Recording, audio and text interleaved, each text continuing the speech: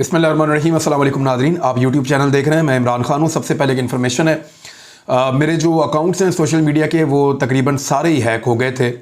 और YouTube account है, Facebook account है, ट्विटर अकाउंट है, ईमेल अकाउंट है, ये हैक हो गए थे और हैकर्स ने बड़ा ज़बरदस्त हमला किया था। जो हमारा यूट्यूब है वो हमने उसको सेव किया, फिर हमने फेसबुक के ऊपर काम किया, फिर बाकी चीज़ों पे किया। और ट्विटर बिल्कुल मेरे दिमाग से निकल गया था कि वो उसी जगह पे अटैच्ड है।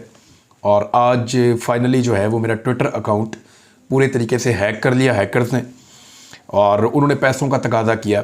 बज़ाहिर तो ऐसा वो कह रहे हैं कि पैसे दें आप हमें, लेकिन कुछ भी हो सकता है इसके पीछे। तो मैंने तो बिल्कुल साफ इनकार कर दिया है कि ब्लैकमेल तो मैं नहीं होऊंगा, और अपना अकाउंट रिकवर करने की मैं कोशिश करूंगा। रिकवर हो गया तो ठीक है, नहीं तो नया अकाउंट बनेंगे, उसके ऊपर काम करेंगे और कोशिश यही करेंगे कि रिकवर करें इसको, ब्लैकमेल नहीं होंगे।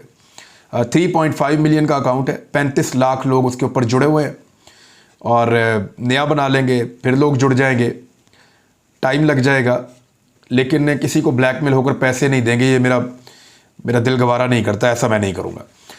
अब आ जाएं खबरों की जानिब। तो पहली खबर तो मैं आपको ये बताऊं कि वो जो 11 बंदों के इस्तीफ़े हैं उसके ऊपर पाकिस्तान तहरीक इंसाफ ने क्या रद्द अमल अपनाया है और क्या होने जा रहा है। क्या पाकिस्तान में फौरी तौर पे इलेक्शन आने वाले हैं, कौन कौन लोग इलेक्शन के बारे में अब तक मान चुके हैं, और एस्टेब्लिशमेंट आने वाले इलेक्शन के बारे में क्या सोच रही है, देरी किस बात की है, वो कौन सी चीज़ है जिसका सब लोग इंतज़ार कर रहे हैं। पिछले वीलॉग में मैंने आपको बताया था कि तारक फातमी साहब ने जाकर जो मुलाकात की है अमेरिकन के साथ, पाकिस्तान के महकमा खारजा ने उसको डिसोन किया है। डिसोन मानी ये, उन्होंने कहा कि एक निजी दौरा था उनका और हमने उनके लिए कुछ नहीं किया, ये निजी नौयत का उनका दौरा था। लेकिन वहाँ अमेरिकन ने कहा कि एक ऑफिशियली हमने मुलाकातें की है, और उन्होंने ऑफिशियल ट्विटर हैंडल से इसके ऊपर अपने स्टेटमेंट भी जारी किए। चाहे उनके तर्जुमान है वाइट हाउस के नेड प्राइस, उन्होंने बात की हो, या वेंडी शर्मीन ने बात की हो जो नायब वज़ीर ख़ारजा है अमेरिका की, तो उन्होंने ऑफिशियल बातचीत की है इसके बारे में। जो वज़ीर आज़म के मुशीर बराए ख़ारजा तारक फातमी साहब ने जो मुलाकातें की हैं, आर्मी चीफ की जो बातचीत है वेंडी शर्मीन के साथ, उस हवाले से तस्दीक हो गई है और तमाम अखबारात में तमाम जगह पे ये चल भी रही है। आर्मी चीफ चाह रहे हैं अमेरिका से, जो जनरल बाजवा साहब का उनसे दरख्वास्त है अमेरिकन से, वो ये है कि IMF का जो 1.2 अरब डॉलर जो कर्ज उन्होंने पाकिस्तान को देना है, 1.2 अरब डॉलर ये IMF ने पाकिस्तान को देना है कर्ज, इसका अमल तेज किया जाए। ये गुफ्तगू की है आर्मी चीफ ने वेंडी शर्मीन से, जो नायब वज़ीर ख़ारजा है अमेरिका की। वाइट हाउस IMF पे दबाव डाले कि IMF इस अमल को जल्दी मुकम्मल करे, ये आर्मी चीफ ने अमेरिका से दरख्वास्त की है, अमेरिका की नायब वज़ीर ख़ारजा।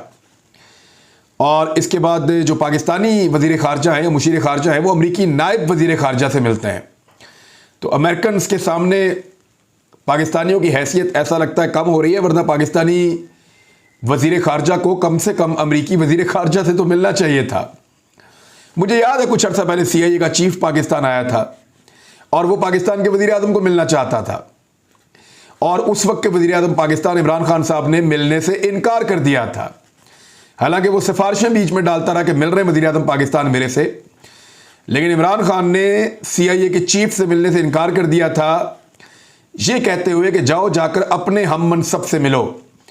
और उसको मुलाकात के लिए DG ISI का मशवरा दिया गया था कि उस वक्त के DG ISI से मिलने जाकर वो, तो इमरान खान साहब नहीं मिले थे। तो ये फ़र्क तो पाकिस्तान को पड़ा है रजीम चेंज ऑपरेशन के बाद।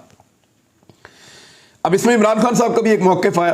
पहले इमरान खान साहब जो मौक़िफ़ है इस हवाले से कि आर्मी चीफ की बातचीत हुई है अमेरिका के साथ, इस पर इमरान खान साहब ने जो एक इंटरव्यू दिया अरशद शरीफ साहब को, उस पर उन्होंने ये कहा कि आर्मी चीफ अमेरिका को IMF के लिए फ़ोन कर रहे हैं तो ये उनका काम नहीं है।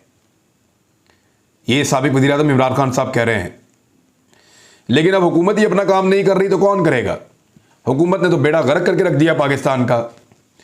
आर्मी का काम तो ये भी नहीं है कि वो जाकर इमरजेंसी के अंदर रेस्क्यू सर्विस प्रोवाइड करे, वो तो रेस्क्यू वालों का काम है। आपके यहाँ पे ये भी नहीं है। बेशुमार काम पाकिस्तान में आर्मी वो करती है जो बाकी इदारों के करने के होते हैं, लेकिन क्योंकि वो इदारे या वो लोग नहीं कर रहे होते तो आर्मी उन कामों में कूद जाती है। अब पाकिस्तान की जो इस वक्त की पॉलिटिकल क़यादत है, यानी मिफ्ता इस्माइल से तो नहीं संभलेगा। और मिफ्ता इस्माइल अगर करने के काबिल होते तो क्या नवाज शरीफ उनको डांट रहे होते? नवाज शरीफ ने मिफ्ता इस्माइल के साथ क्या किया है जरा वो भी मैं आपको बताता हूं। लेकिन इमरान खान साहब ने यह कहा कि आर्मी चीफ को IMF के लिए फ़ोन कर रहे हैं अमेरिका को, तो ये उनका काम नहीं है। अमेरिकी डिमांड की तरफ गए तो खतरा है पाकिस्तान कमज़ोर होगा। अब ये इमरान खान साहब जानते हैं कि अमेरिकन की डिमांड्स क्या क्या है। यानी हमने जो सोर्सेज से सुना वो ये है कि अमेरिकन पाकिस्तान में अड्डे मांगते हैं। अमेरिकन पाकिस्तान को जो है वो इंडिया के मुकाबले में कमज़ोर देखना चाहते हैं। कश्मीर के मामले पे पाकिस्तान को ज़्यादा जोर देता हुआ नहीं देखना चाहते। अफ़गानिस्तान के मामले पे वो चाहते हैं जो पॉलिसी अमेरिकन की है वही पाकिस्तानियों की हो। चाइना के साथ पाकिस्तान अपने आप को डिस्टेंस करे। रूस के खिलाफ पाकिस्तान अमेरिका के कैंप के अंदर शामिल हो। ये वो सारी ख्वाहिशात हैं, या इसराइल को लेकर और दीगर चीज़ों को लेकर अमेरिकन की कुछ ख्वाहिशात हैं जो पाकिस्तान पूरी करे। तो इमरान खान साहब ये कहते हैं कि अमेरिकी डिमांड्स की तरफ गए तो खतरा है कि पाकिस्तान कमज़ोर होगा। और इमरान खान साहब ने कहा कि शफाफ इंतखाबात हों तो रजीम चेंज ऑपरेशन रिवर्स होगा। देखिए, मैं आपको उस दिन भी ये कह रहा था कि there is nothing to celebrate. एक इंपोर्टेड हुकूमत पाकिस्तान में बनी है, एक रजीम चेंज पूरा ऑपरेशन हुआ है। उस ऑपरेशन के नतीजे में एक हुकूमत को हटाकर दूसरी हुकूमत बनाई गई है, सहूलतकारों के जरिए से या हैंडलर्स के जरिए से। अब जब तक वो हुकूमत मौजूद है तब तक तो रजीम चेंज ऑपरेशन चल रहा है, और इसको रिवर्स ऐसे ही किया जा सकता है कि यह हुकूमत खत्म हो और पाकिस्तान एक नए इंतखाबात की तरफ जाए। कोई भी जीत जाए वो इलेक्शन, जो भी जीतेगा वो पब्लिक फैसला कर रही होगी, कोई बाहर वाला नहीं कर रहा होगा। तो जब पब्लिक फैसला करके कोई हुकूमत बनाएगी साफ और शफाफ इंतखाबात के नतीजे में, ऐसा नहीं होगा कि अमरीकी रजीम चेंज ऑपरेशन को मजीद आगे बढ़ाते हुए आगे इलेक्शन में धांधली कर दी जाए और फिर अमेरिकन की ही फेवरेबल एक और हुकूमत बना दी जाए, या कुछ गैर मुल्की आकाओं के कहने के ऊपर। पाकिस्तान में यह होता रहा है। अभी आपको थोड़े दिन पहले मैंने परवेज इलाही साहब का एक इंटरव्यू सुनवाया अपने टीवी चैनल पे एक्सप्रेस न्यूज़ में। परवेज इलाही साहब ने मुझे फरवरी 2014 में इंटरव्यू देते हुए बताया था कि इलेक्शन से एक दिन पहले उनके घर के अंदर जो बाइडन आए थे और दो लोग और आए थे, और उन्होंने आकर कहा था कि आप इलेक्शन, आपकी हुकूमत बहुत अच्छी थी लेकिन आप इलेक्शन नहीं जीत सकते। और उन्होंने कहा कि उनके खिलाफ भी इसी किस्म का एक ऑपरेशन हुआ था और बाद में इसको अमेरिकन ने आकर तस्लीम किया था कि कोंडालीजा राइस ने और उस दौर के आर्मी चीफ ने अपने साथियों के साथ मिलकर यह रजीम चेंज किया था और काफली को इलेक्शन हरवाया था। अगर इसी तरह कोई धांधली वाला इलेक्शन होगा तो फिर तो दोबारा वो रजीम चेंज ऑपरेशन कंटिन्यू करेगा ना। तो साफ और शफाफ इलेक्शन होगा तो रजीम चेंज ऑपरेशन रिवर्स होगा, ये इमरान खान साहब ने कहा है। पाकिस्तान बदल गया है, इसलिए ये सब इलेक्शन से डरे हुए हैं। माशी तबाही का जिम्मेदार कौन है, ये एक बड़ा सवाल है जो इमरान खान साहब ने पहले भी पूछा। कौन है जिम्मेदार? यानी जिम्मेदार मिफ्ता इस्माइल तो नहीं हो सकता। मिफ्ता इस्माइल का तो इतना मईशत का विजन ही नहीं है। अगर होता तो 2018 में पाकिस्तान को इस हाल में छोड़कर जाते कि वो खुद उस दौर के army chief general Qamar Javed Bajwa से मिलकर कहते हैं कि दुआ करें 2018 में हमारी हुकूमत ना आए, क्योंकि हमने इकॉनमी का वो बेड़ा गर्क कर दिया है कि 3 साल तक हमारी कमर ही सीधी नहीं हो सकती। जो भी आएगा 3 साल तक रोता ही रहेगा। अब 3 साल में इमरान खान ने बड़ी मुश्किल से इकॉनमी सीधी की तो फिर वही आदमी आगे तोहफा बैठ गया। और अब उसके बारे में नवाज शरीफ साहब क्या कह रहे हैं, जरा ये भी आप सुन लें। नवाज शरीफ साहब मिफ्ता इस्माइल की कारकर्दगी पर फट पड़े। ये जराये के हवाले से खबर छपी है मीडिया के ऊपर, और ये पीडीएम के अंदर से निकली उनके इजलास में से। नवाज शरीफ ने कहा कि डॉलर के बारे में मिफ्ता इस्माइल ने मुझे बताया था कि ये 23 रुपए तक महंगा होगा, मगर बाद में 55 रुपए तक महंगा हो गया। अब 55 रुपए नहीं है, अब तकरीबन ये 60-70 रुपए महंगा हो गया। मार्केट में तो 240 के नीचे बिक रहा है ये, यानी बैंक के अंदर मार्केट में 250 का भी नहीं मिल रहा। 50 रुपए ये लगाएं और 22 रुपए उधर से लगाएं जिस दिन से आपने तरीके एतमाद पेश किए, तो ये 70 रुपए तक डॉलर की कीमत बढ़ चुकी है। इतना तो इमरान खान के 4 साल में नहीं बढ़ा जितना आपने 3 महीने में डॉलर की कीमत बढ़ा दी है। रवा महीने में सिर्फ 34 रुपए, एक पिछले इस महीने के अंदर अंदर, ये जो महीना अब जा रहा है जुलाई का, 34 रुपए से ज्यादा 35 रुपए के लगभग इस महीने में डॉलर की कीमत बढ़ गई है। यह हालत की इन्होंने पाकिस्तान की इकोनॉमी की। तो नवाज शरीफ साहब ने कहा कि क्या हमारे वजीर खजाना को 23 रुपए और 55 रुपए में फर्क का भी पता नहीं है? शहबाज साहब मंगल और बुध को तमाम इत्तेहादियों का इजलास बुलवाएं, वजीर खजाना को कहें कि तमाम इत्तेहादियों को मुतमईन करें। ये एक नूरा कुश्ती है, लेकिन क्योंकि इसहाक डार बहुत पसंद है नवाज शरीफ को और मिफ्ता इस्माइल पसंद नहीं है, ये पार्टी के अंदर भी एक डिवाइड चल रही है। मरियम नवाज मिफ्ता इस्माइल को जलील करने के लिए कभी कभी ट्विटर पे चीजें डालती रहती हैं। कुत्तों की खुराक सस्ती करने के लिए भी मरियम नवाज ने जो हुक्मनामा जारी किया था मिफ्ता इस्माइल को, वो ट्विटर के जरिए किया था। पहले अपने एक सहाफी से एक ट्वीट कराया, फिर खुद उसको रीट्वीट करके कहा कि मिफ्ता इस्माइल देखो कुत्तों की खुराक महंगी हो गई है। तो मिफ्ता इस्माइल ने फिर कुत्तों की खुराक के लिए खास तौर पर एक गुंजाइश निकाली थी। तो वो शर्मिंदा भी करते रहते हैं, लेकिन मिफ्ता इस्माइल साहब फिर भी टिके हुए हैं। नून लीग के जो नवाज शरीफ और मरियम नवाज है, उनका मानना है कि मिफ्ता इस्माइल ताकतवर हलकों के बहुत करीब आदमी है और ये ताकतवर हलकों की चॉइस है और ये उनके मुताबिक काम कर रहा है। ये तमाम वो फैसले कर रहा है जिसकी वजह से मुस्लिम लीग नून जो है वो बदनाम हो रही है। मिफ्ता इस्माइल तमाम वो चीज़ें कर रहा है जिसकी वजह से मुस्लिम लीग नून अवाम में जाने से अब घबरा रही है और मुस्लिम लीग नून का बेड़ा गर्क करने में इस वजीर खजाना का हाथ है। ये मानना है कुछ लोगों का जो इस वक्त मुस्लिम लीग नून के अंदर मौजूद हैं और आहिस्ता आहिस्ता वो ये सारा मलबा मिफ्ता इस्माइल के ऊपर शिफ्ट कर देंगे। अब आ जाए इलेक्शन की तरफ। देखिए, जो 11 बंदों को फारग किया गया है, इन्होंने इस्तीफे दिए थे 11 अप्रैल को। 11 अप्रैल को 130 पाकिस्तान तहरीक इंसाफ के लोगों ने इस्तीफे दिए थे और उन इस्तीफों को मंजूर भी कर लिया गया था और इलेक्शन कमीशन ऑफ पाकिस्तान को भिजवा भी दिया गया था। ये तो उस दिन हो जाने थे फारिग और अब तक तो 130 नशस्तों के ऊपर दोबारा इलेक्शन होना चाहिए था। लेकिन 29 जुलाई को इनके इस्तीफे मंजूर किए गए, लेकिन उनमें से भी सिर्फ 11 के जरूरत के तहत और 3 महीने और 8 दिन 18 दिन 3 महीने और 18 दिन के बाद उनके इस्तीफे मंजूर किए गए। और ये एक सियासत नहीं है तो और क्या है कि 3 महीने और 18 दिन लगा दिए आपने सिर्फ 11 लोगों के इस्तीफे मंजूर करने के, जबकि 119 इस्तीफे अभी बाकी हैं, उनको आपने मंजूर नहीं किया है। तो ये सारा कुछ क्यों कर रहे हैं? इनको लगता है कि ये इस तरीके से मैनेज कर लेंगे, लेकिन पाकिस्तान तहरीक इंसाफ के अंदर इसकी डिबेट शुरू हो चुकी है।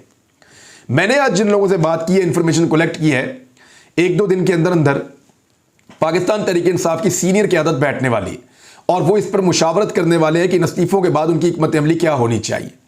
क्या वो ज़िमनी इंतखाबात के लिए खुद को तैयार करें या फिर पाकिस्तान को फौरी तौर पर जनरल इलेक्शन के अंदर लेकर जाएं। इस पर फवाद चौधरी साहब ने एक स्टेटमेंट दिया है जो बहुत इंपॉर्टेंट है। फवाद चौधरी का यह कहना है कि 1-2 दिन में तय कर लेंगे कि वफाकी हुकूमत कब उतारनी है, शहबाज शरीफ को कब तक रहने देना है और वफाकी हुकूमत हमने कब गिरानी है, और यह फैसला उनको जल्द करना पड़ेगा। क्योंकि देखिए, नया इलेक्शन आने वाला है। अक्टूबर के आखिर में या नवंबर के शुरू में इलेक्शन की बहुत ज्यादा मार्केट के अंदर खबर है। मैं आपको 100% नहीं कह सकता, तो मैं आपको यह कह सकता हूं कि ज्यादा इम्कानात यह हैं कि अक्टूबर के आखिर और नवंबर के शुरू में पाकिस्तान में आम इंतखाबात हो रहे होंगे। इसके लिए नया इलेक्शन कमिश्नर आएगा और उसके लिए बाकायदा तैयारी की जा रही है। कुछ जगहों पर एक निगरान हुकूमत बनेगी और उसके लिए भी मुशावरत हो रही है। यह सिर्फ एक नजर का धोखा है जो 11 बंदों को फारिग किया जा रहा है, या यह कहा जा रहा है कि पाकिस्तान में ज़िमनी इंतखाबात करवाए जाएंगे। ज्यादा लोग अब इलेक्शन की तरफ जाना चाहते हैं। उसकी वजह यह है कि अगर इमरान खान को दोबारा एक लॉन्ग मार्च का मौका दिया और इमरान खान ने अगर धक्का लगाकर इस हुकूमत को गिरा दिया, तो इमरान खान की मकबूलियत जितनी इस वक्त है इससे भी ज्यादा बढ़ जाएगी। उनका हौसला, उनके लोगों की हिम्मत इससे भी ज्यादा बढ़ जाएगी। देखिए, अगर शहबाज शरीफ साहब खुद असम्बलियां तहलील करते हैं और इलेक्शन की तरफ जाते हैं तो सिचुएशन कुछ और होगी। वो अपनी इलेक्शन कैंपेन बनाएंगे, इलेक्शन के अंदर जाएंगे। पीएमएलएन सिर्फ एक चीज मांग रही है कि नवाज शरीफ को पाकिस्तान में आने दिया जाए और इलेक्शन कैंपेन में मुकम्मल तौर पे हिस्सा लेने दिया जाए। उनको गिरफ्तार ना किया जाए, उनको खुला छोड़ा जाए। मरियम नवाज को खुला छोड़ा जाए, हमजा शहबाज और शहबाज शरीफ को गिरफ्तार ना किया जाए, उनको भी खुला छोड़ा जाए। इनके केसेस के ऊपर बात ही ना की जाए, इनको पेशियों पे ना बुलाया जाए, खुला छोड़े इनको ताकि ये जाके इलेक्शन लड़ें। एक तो उनकी ये डिमांड है। दूसरा, इमरान खान साहब अगर खुद हुकूमत गिराते हैं, अगर इमरान खान साहब जोर लगाते हैं, जोर लगाकर खुद हुकूमत गिरा देते हैं धक्का मार के, और हुकूमत गिर जाती है, तो ऐसी सूरत में क्या होगा? ऐसी सूरत में यह होगा कि इमरान खान साहब ज्यादा तगड़े होकर अगले इलेक्शन में जाएंगे और ज्यादा बड़ी तादाद में नशिस्तें जीतेंगे। इस चीज़ से भी कुछ लोगों को खौफ आ रहा है। फजलुर रहमान के अलावा तकरीबन बाकी सारे स्टेक होल्डर्स तकरीबन मान चुके हैं। तो पाकिस्तान तहरीक इंसाफ को लॉन्ग मार्च में ना जाने दिया जाए, इसके ऊपर ही सारे जोर लगा रहे हैं। लेकिन अगर पाकिस्तान तहरीक इंसाफ ने यह देखा कि ये 11 नशिस्तों के ऊपर ज़िमनी इलेक्शन लड़ना पड़ेगा, तो फिर वो लॉन्ग मार्च में जाना ज्यादा पसंद करेंगे और कोशिश करेंगे कि धक्का लगा के इस हुकूमत को गिराया जाए। जो थोड़ी बहुत चीजें रह गई थी वो भी हो गई हैं। दोस्त मजारी जब आया इलेक्शन लड़ने के लिए, उसके खिलाफ तहरीक अदम एतमाद पेश हो रही थी, तो ठीक ठाक लोटे पड़े। लोगों ने बहुत बुरा भला कहा, लोगों ने जो इस्तकबाल किया ऐसा अल्लाह किसी दुश्मन का भी ना कराए, लेकिन उसने हरकतें ही ऐसी की थी। तो दोस्त मजारी को ना सिर्फ बहुत सारे लोटे मारे गए इतनी सिक्योरिटी के बावजूद, बल्कि बाद में दोस्त मजारी को आज डिप्टी स्पीकर की कुर्सी से भी उतार दिया गया। उसके खिलाफ तहरीक अदम एतमाद में 186 वोट पूरे पड़े हैं और फारग हो गया है। और इसके बाद अब दोबारा बैलेटिंग होगी इतवार वाले दिन डिप्टी स्पीकर के ओहदे के लिए, जबकि अब स्पीकर पंजाब असम्बली जो है वो सैफुल मुलूक खोखर और सप्तान खान के दरमियान मुकाबला था। तो सप्तान खान स्पीकर सूबाई असम्बली बन चुके हैं और वो इस सीट के ऊपर मौजूद है। 185 वोट उनको मिले, 175 वोट सैफुल मुलूक खोखर को मिले, 4 वोट मुस्तरद हुए। सप्तान खान का रास्ता रोका गया था पहले भी वजीर आला पंजाब बनने से, जानबूझकर उनके ऊपर मुकदमात बनाए गए थे और कुछ ताकतवर लोगों ने बनाए थे ताकि सप्तान खान वजारत आला की दौर से बाहर हो जाए, क्योंकि कुछ लोगों को यह खतरा था कि अगर उस्मान बुज़दार को हटाया तो कहीं इमरान खान सप्तान खान को वजीर आला पंजाब ना बना दें। लिहाजा उनको एक फेक केस के अंदर उठाया गया जिसको किसी जगह पे भी 1% भी साबित नहीं किया जा सका। तो किसी दिन मैं आपको बताऊंगा कि कौन से लोग इसमें इन्वॉल्व थे और कैसा गेम सप्तान खान के साथ खेला गया था। बहरहाल वो स्पीकर पंजाब असेंबली बन चुके हैं और ज्यादातर चीजें जो हैं वो अब कंट्रोल में है पाकिस्तान तहरीक इंसाफ की। इलेक्शन की तरफ पाकिस्तान जा रहा है, बहुत तेजी से जा रहा है, लेकिन सबको अपनी आंखें और कान खुले रखने पड़ेंगे। अपना ख्याल रखिएगा, अपने इस चैनल का भी। अल्लाह हाफिज।